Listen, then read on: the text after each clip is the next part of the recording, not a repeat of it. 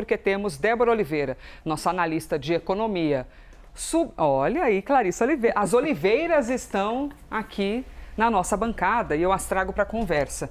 Essa subvenção ou subsídio, as duas palavras são a mesma coisa. É tudo meio complicadinho, mas basicamente o subsídio é o que a gente habitualmente usa mais. O governo deve manter esse subsídio mesmo sem o apoio dos estados? Ou é tipo assim, é a única alternativa que restou? Aliás, bom dia. Bom dia, bom dia. Clarissa, Elisa, bom dia para quem está nos assistindo.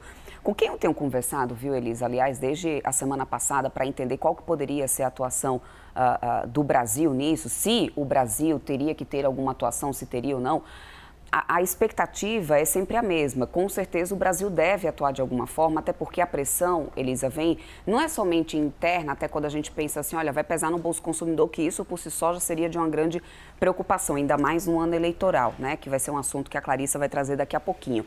Mas além disso, Elisa, a gente tem países pelo mundo tomando medidas para poder ajudar. Então, isso recai mais ainda, ou seja, por que outros países, por que outros governos fazem algo para poder ajudar a sua população e aqui no Brasil, não?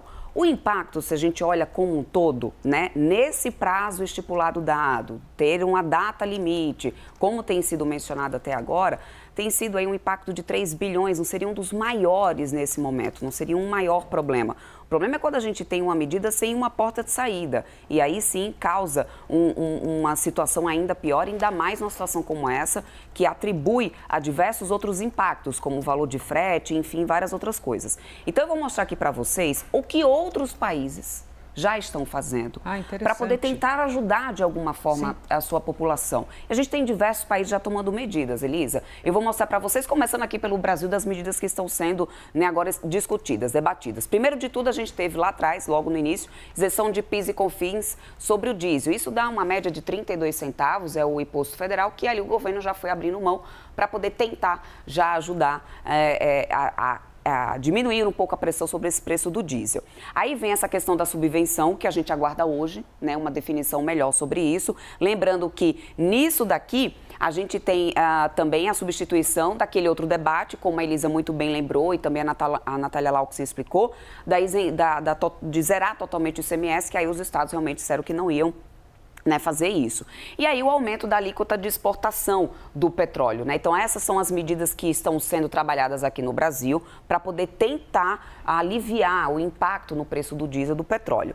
Aí vamos lá para o que os outros países estão fazendo. Polônia, Coreia do Sul, China, Croácia e Hungria. São países que estão colocando um teto no preço para poder repassar isso para a ponta final. A partir do teto, aí então tem uma ajuda. De qualquer forma, tem que ter ajuda. O restante da conta tem que ser paga. Nesse caso, os países estão escolhendo um teto. A partir do teto, eles bancam o restante. Na próxima tela, a gente tem mais aqui de países, né, do que esses países estão fazendo. França também está dando subsídio para os combustíveis, principalmente para o setor do agronegócio.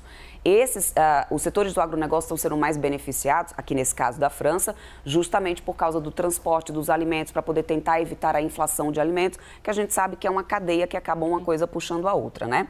Aí aqui a gente também tem países que adotaram uma medida de diminuir um pouco o consumo. É o caso da Jordânia, que está tentando implementar uma conservação maior de energia, enfim, uma outra pauta, não entrando com subsídio, mas tentando diminuir o consumo nesse momento. Aí temos Itália, Austrália e Irlanda, que vem na redução de impostos sobre gasolina e diesel. Por exemplo, a França ali era o diesel, aqui é gasolina e diesel, para poder ajudar também nessa história da população. O Reino Unido, que está fazendo o quê? Ajudando famílias de baixa renda para poder tentar equilibrar. E por que famílias de baixa renda? Quando a gente fala de diesel mais caro, combustível mais caro, é toda aquela engrenagem da economia que a gente já está acostumado a ouvir. Diesel mais caro representa frete mais caro, alimento mais caro, é uma coisa que vai levando a outra no efeito dominó. Interessante, um olhar mais social, aparentemente, exato, né? O Japão tem a liberação de reservas de petróleo, eles estão liberando um mês à frente de reservas de petróleo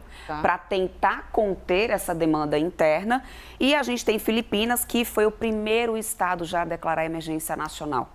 por causa do impacto dos preços dos combustíveis. Então, eles declaram emergência nacional para poder conseguir ter outras saídas, né, via pública, para poder conseguir conter essa situação do combustível, que em alguns lugares pode chegar realmente a faltar, porque eles dependem literalmente das exportações. Só uma informação aqui para a gente fechar, Elis, hoje eu estava dando uma olhada, o galão da gasolina nos Estados Unidos chegou a $4, algo que a gente já não tinha desde 2022 por lá. E é muita coisa. 2022 a gente tinha um aumento da demanda e, portanto, aumento de preço por causa de uma recuperação econômica por causa da pandemia. Internamente, isso causa uma pressão gigantesca também para Donald Trump. É um custo político muito alto. E não tomar uma medida numa situação como essa causa voto, causa perda de voto, no caso. Por isso que aqui o governo deve tomar alguma medida. E se os estados não aderirem, aí vai ficar feio para os estados em ano eleitoral. E aí eu deixo a bola para a Clarissa.